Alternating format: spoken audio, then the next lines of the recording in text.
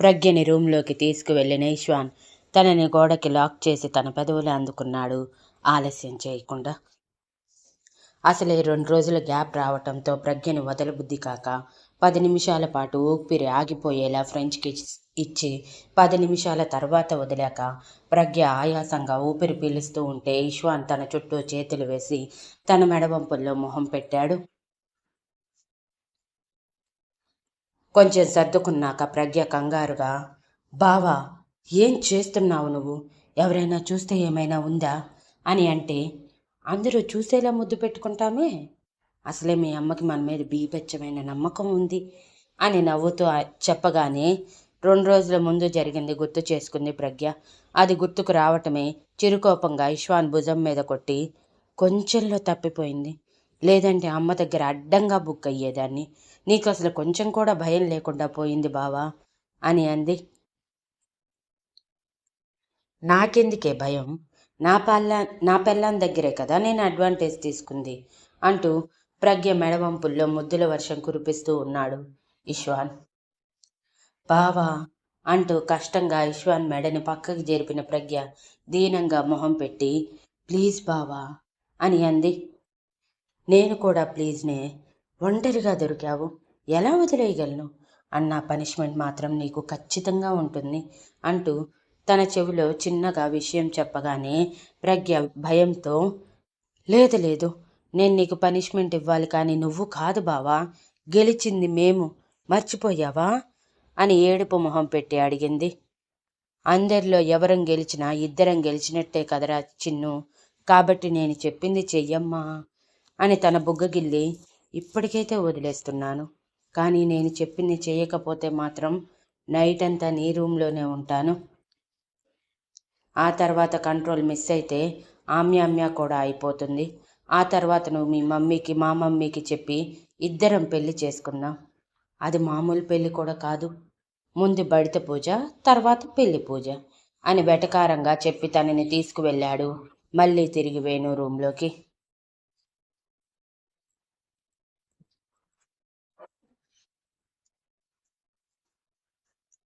నాకు తెలుసురా నీ గురించి, నువ్వు సారీ చెప్పాల్సిన అవసరం లేదు, కానీ ప్లీజ్ ఇకపై నన్ను అవాయిడ్ చేయకు అని ఇషిత కూడా ఎమోషనల్గా మోక్షిత్ చుట్టూ చేతులు వేసి అంది.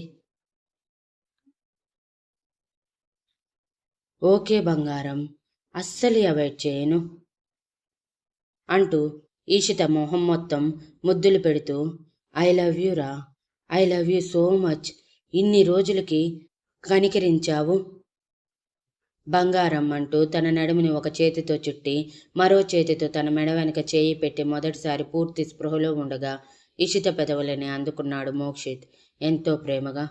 మొదటి ముద్దు ఇద్దరికీ అనుకోని పరిస్థితుల్లో జరిగిన, రెండో ముద్దు మాత్రం ఇష్టంతో జరుగుతూ ఉండటంతో ఒకరినొకరు విడిపోలేనంతగా అల్లుకుపోతూ ముద్దుని గాఢంగా మార్చారు.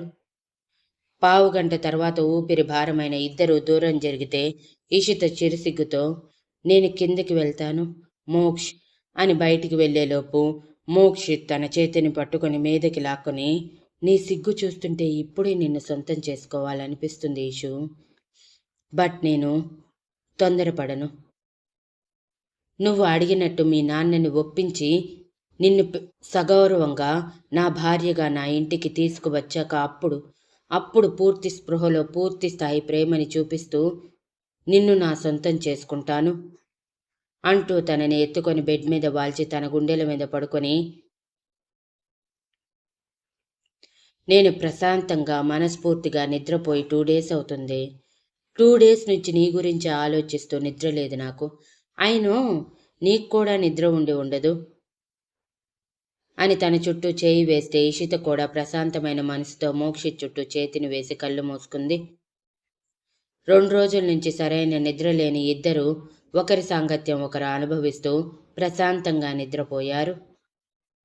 నిద్రపోయిన ఇద్దరూ మళ్ళీ తిరిగి కళ్ళు చేసరికి సాయంత్రం అయిపోతే ఆ సాయంత్రానికి మోక్ష్ మెసిలిన మెసిలుడికి ఇషిత చీర మొత్తం చెదిరి తన వెండి కొండల అందాలు బహిర్గతమవుతుంటే కంట్రోల్ చేసుకోలేక అక్కడ ముద్దు పెట్టాడు మోక్ష్. ఆ ముద్దు గిలిగింతగా అనిపించి పక్కకి తిరిగి పడుకున్న ఇషు ఈసారి నడుము దర్శనమిస్తుంటే మోక్షిత్ గుటకలు మింగుతూ, ఇదేంటి నిద్రలో నన్ను టెంప్ట్ చేయటానికి ట్రై చేస్తుంది అంటూ వణుకుతున్న చేతిని తన నడుం మీద పెట్టి నెలవంక మీద వేలితో రాస్తూ అక్కడే చిరుముద్దు అద్దాడు. ఆ ముద్దుకి ఇంకొంచెం మెసిలిన ఇషు, అప్పుడే లేపకుడాడా, నిద్రొస్తుంది అని అంది. ఇది కలలో కూడా మావయ్యని మాత్రమే తలుచుకుంటుందా, నన్ను తలుచుకోదా అనుకుంటూ చిరుకోపంగా ఈసారి ఇషితకి స్పృహ వచ్చేలా తన నడుమంపుల్లో తన పంటికాటు ఘాటుగా ఇచ్చాడు. దెబ్బకి ఉలిక్కిపడి లేచిన ఇషిత తన నడుమంపుల్లో మంట తెలుస్తూ ఉంటే బిక్కమొహం వేసుకొని మోక్షిత్ వైపు చూసింది. కానీ మోక్షిత్ మాత్రం షాక్తో షేక్ అయ్యి ఇషిత లేస్తుందని ఊహించగా కళ్ళు పెద్దవి చేసి చూస్తూ ఉండిపోయాడు. ఇంతలో ఇషిత నడుం మీద చేయి పెట్టుకొని, ఏమైంది ఇక్కడ, నొప్పి పుడుతుంది అని అడిగితే మోక్షిత్ కొంచెం టెన్షన్గా గుటకలు మింగుతూ, ఏమైంది, ఏమీ కాలేదు అని బుకాయించటానికి ప్రయత్నిస్తూ బెడ్ దిగబోయాడు. కానీ ఇషిత ఆ ఛాన్స్ ఇవ్వకుండా మోక్షిత్ కాలర్ పట్టుకొని, నిజం చెప్పు, ఏం చేశావు నన్ను అని కళ్ళు చిన్నవి చేసి అడగగానే మోక్షిత్ గాంభీర్యం నటిస్తూ, ఏంటే మొగుడి కాలర్ పట్టుకొని అడుగుతున్నావు, కొంచెం కూడా భయం లేకుండా పోయిందే, అయినా ఇప్పుడేమైందని అంత కోపం నీకు, ఏదో జస్ట్ ముద్దొచ్చిందని ముద్దు పెట్టాను అంతే అని అనగానే ఇషిత కళ్ళు పెద్దవి చేసి, ముద్దొచ్చిందా, ఏం ముద్దొచ్చింది అని అడుగుతూ మోక్షిత్ని వదిలి అద్దంలో చూసుకోగా తన నడుము దగ్గర పంటి గుర్తు క్లియర్గా కనిపిస్తూ అక్కడంతా ఎర్రగా కమిలిపోయి ఉండటం చూసి కళ్ళు పెద్దవి చేసి మోక్షిత్ వైపు తిరిగింది. అప్పటికే తన షర్ట్ సరిచేసుకుంటూ ఉన్నాడు మోక్షిత్. ఏంట్రా ఇది అని మోక్షిత్ వైపు కోపంగా చూస్తూ అడిగిన ఇషితని చూసి మోక్షిత్ నవ్వుతూ తన ఎదురుగా వెళ్ళి వెనక నుంచి హత్తుకుని, ఏమైంది, ఏం లేదు కదా, నో వాట్ ఇష్యూ, నీ నడుమంపుల్లో భలే మ్యాజిక్ ఉంది తెలుసా, నువ్వు వన్ సైడ్ తిరిగి పడుకున్నప్పుడు నెలవంకలాగా భలే తిరిగింది, కంట్రోల్ చేసుకోలేకపోయాను అంటూ తన వేలిని కొరికిన చోట చూపుడు వేలితో పొడిచి, ఈ ప్లేస్ నాకు బాగా నచ్చిందే, ముద్దొచ్చిన చోట మన గుర్తు ఇవ్వాలంట, అందుకే ఇచ్చేశాను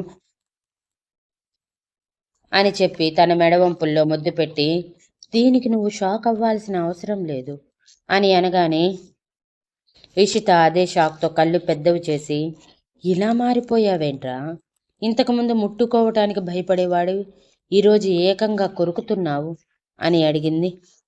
లేకపోతే మడికట్టుకొని కూర్చోనా, చెప్పవే, మడికట్టుకొని కూర్చోనా, ఏంటో నా జీవితం ఇలా ఉంది, మహా అయితే నేను నీకు లిక్కిస్ చేసింది తిప్పి కొడితే 3 సార్లు, ఒకసారి పబ్లో అనుకోకుండా, రెండోసారి నెక్లెస్ రోడ్లో ప్రేమ మత్తులో మునిగిపోయి తెలియకుండానే కిస్ చేసుకున్నాం, ఇక థర్డ్ టైం ఇదిగో ఇందాకే నా భార్యగా నిన్ను పూర్తిగా మనసా వాచ అంగీకరించి నా భార్యగా భావించి ముద్దు పెట్టాను.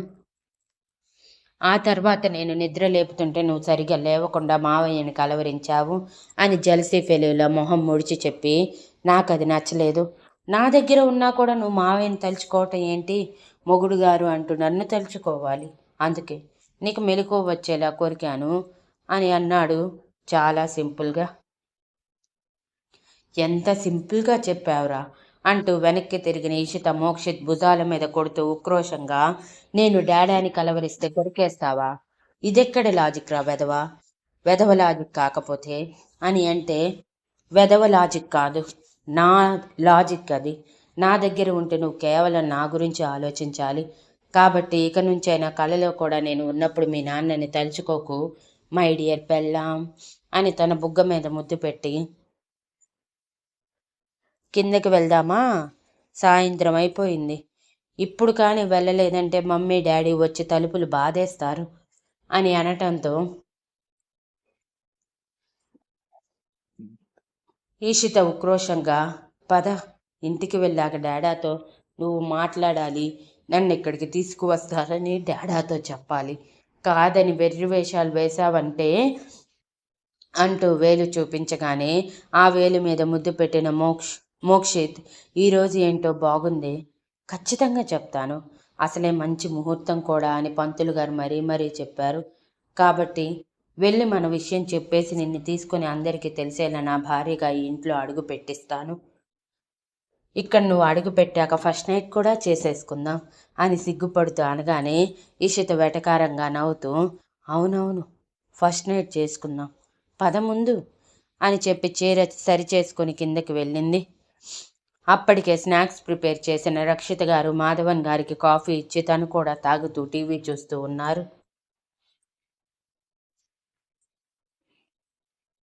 అప్పుడే వీళ్ళిద్దరూ రావటంతో, వచ్చారా, కూర్చోండి, కాఫీ తీసుకువస్తాను అని రక్షిత గారు వెళ్ళేలోపు, మీరు కూర్చోండి అత్తయ్య, నేను తీసుకువస్తాను అని కిచెన్లోకి వెళ్ళబోయింది ఇషిత. వేణు లోపలికి వచ్చేసరికి అప్పటికే ఆద్య, వేణు, శక్తి, రుద్ర కూడా వచ్చేసి ఉండటంతో, ఇప్పుడు టాస్క్ మొదలు పెడదామా అని అనటమే శక్తి బిక్కమొహం వేస్తే, నేనుండగా భయమేలా దండగ శక్తి అని ఇష్వాన్ గాడ్ రేంజ్లో అభయహస్తం చూపిస్తూ అన్నాడు. రుద్ర పళ్ళు కొరుకుతూ, వదినా అని పిలవటానికి నోరు రావటం లేదా అని అడిగాడు. ఎందుకు రాదు అన్నయ్య అని అమాయకంగా మొహం పెట్టిన ఇష్వాన్ నెక్స్ట్ సెకండ్ తన అమాయకత్వాన్ని గాలికి వదిలి ఎగరేసి, నువ్వు నన్ను తమ్ముడిగా యాక్సెప్ట్ చేసి, రేయ్ బన్ను ఇలారా, నన్ను గట్టిగా హత్తుకోరా, నా తమ్ముడిగా నా మీద ప్రేమ కురిపించరా, అభిమానం చూపించు అనే వరకు నేను శక్తి అనే పిలుస్తా. నువ్వు నన్ను తమ్ముడిగా యాక్సెప్ట్ చేసిన నెక్స్ట్ సెకండ్ శక్తిని వదినిగా ఫిక్స్ అయిపోతాను. అప్పటి వరకు నా నుంచి అటువంటి పదాన్ని ఎక్స్పెక్ట్ చేయకు బ్రదర్ అని చెప్పి శక్తి వైపు, వేణు వైపు చూశాడు. శక్తి, వేణు ఇద్దరు బిక్కమొహాలతో చూస్తూ ఉంటే, ఎక్కువగా ఆలోచించకుండా రండి నాతో అని శక్తిని, వేణుని తీసుకొని కిందకు వచ్చిన ఇష్వాన్ డైరెక్ట్గా నర్మద దగ్గరికి వెళ్ళి, అత్త, నాకు అర్జెంటుగా వంట నేర్పించాలి నువ్వు, నాకంటే ముందుగా ఇదిగో నీ కూతురికి నేర్పించు అంటూ శక్తిని ముందుకు లాగి చూపించగానే నర్మద అయోమయంగా, సడన్గా వంటగదిని పెండజేయాలని ఆలోచన ఎందుకు వచ్చింది మీ ఇద్దరికీ అని అడిగింది. ఎంత మాట అన్నావు అత్త, ఎంత మాట అన్నావు, ఈ అల్లుడి మీద నమ్మకం లేకుండా పోయింది నీకు అని డ్రామాటిక్గా అంటుంటే, నీ మీదైతే నాకు 1% కూడా లేదు బన్ను. బికాస్ నువ్వు పుట్టి బుద్ధులుగా కనీసం గ్లాస్ వాటర్ తెచ్చుకోవడానికి కూడా కిచెన్లోకి వెళ్ళలేదు. ఇక నీ పక్కన ఉన్న నా కూతురు అబ్బో బెడ్ మీదే బెడ్ కాఫీ అంటూ అరిచి మరీ తెప్పించుకునేది. వంట నేర్చుకోవే అంటే, నాకేం కర్మ, నా మొగుడు నాకు చేసి పెడతాడు అంటే ఎగిరెగిరి పడేది అని వెటకారంగా అనగానే, సరే సరే, ఇప్పుడు మమ్మల్ని పొగడాల్సిన పని లేదు, కానీ ఇదిగో నీ కొడుకైనా నేర్పిస్తావా అంటూ వేణుని ముందుకి లాగితే, నర్మద పళ్ళు కొరుకుతూ, నా కొడుకుకి నేను వండి పెట్టుకోగలను, వాడికి వంట నేర్పించాల్సిన అవసరం నాకు లేదు అంటూ వేణు చేతిని పట్టుకొని తన పక్కన కూర్చోబెట్టుకుంటే, వాళ్ళందరి సిచ్యువేషన్ చూసి నవ్వుతున్న సాగర్, ఏమైంది అని అడిగాడు. వాళ్ళ వెనక్కి వచ్చిన రుద్ర, ప్రజ్ఞ, ఆద్య ముగ్గురు కూడా సాగర్ ప్రశ్నకి ఒకేసారి పనిష్మెంట్ అనుభవిస్తున్నారు. అనగానే నర్మద, సాగర్ ఇద్దరు వాళ్ళ వైపు చూస్తూ, పనిష్మెంట్నా, పనిష్మెంట్ ఏంటి అని అడిగారు. పెద్దగా ఏమీ లేదు, మీ కూతురు తన మీద తను ఓవర్ కాన్ఫిడెన్స్లో గేమ్లో గెలిస్తే మేము చెప్పింది చేస్తాము అని ఒప్పుకుంది అని రుద్ర భుజాలు ఎగరేయగానే నర్మద అవునా అన్నట్టు శక్తి వైపు చూసింది. అప్పటికే శక్తి మొహం బిక్కమొహంతో ఎర్రబడి ఉండటంతో, నీకెందుకే ఓవర్ కాన్ఫిడెన్స్, ఆ నోట్లో ఉన్నవి లేనివి వాగుతూనే ఉంటావు, అసలు వంటగది వైపు చూడని నువ్వు ఇప్పుడు వంట చేసి ఏం వెలగబెట్టాలని అని అరుస్తూ ఉంటే, శక్తి కోపంగా, ఆపమ్మా, మరీ నన్ను చేతకాని దానిలా చూడకు, నువ్వు నాకు ప్రాసెస్ చెప్పు, చేసి చూపించకపోతే అడుగు అని అనగానే, అవునా, అలానా, ఇలానే అంటూ ఒకసారి వంటగదిలో గ్యాస్ లీక్ చేశావు, మర్చిపోయావా అని నర్మద సీరియస్గా అనటంతో ఈసారి శక్తి ఏడుపు మొహం పెట్టి, ఈసారి అలాంటిదేమీ చేయనమ్మా, ప్లీజ్ బావ ముందు నా పరువు తీయకుండా హెల్ప్ చేయవే తల్లి, బావ మరీ నన్ను వెక్కిరిస్తున్నాడు అంటూ నర్మదకి మాత్రమే వినిపించేలా వంగి మరీ చెప్పగానే నర్మద విసుగ్గా చూస్తూ, మీ నాన్నకి వంట బాగా వచ్చు, వెళ్ళి మీ నాన్నని అడుగు అని అనటంతో శక్తి కళ్ళు ముతాబుల్లా మెరిసి, డాడీ రండి అని సాగర్ని లేపబోతే రుద్ర సీరియస్గా శక్తి వైపు చూస్తూ, నేను ఆల్రెడీ చెప్పాను శక్తి, ఎవరి హెల్ప్ మీరు తీసుకోకూడదు, మీకు పాకశాస్త్ర ప్రావీణ్యాన్ని అద్భుతంగా మాకు చూపించాలి అని.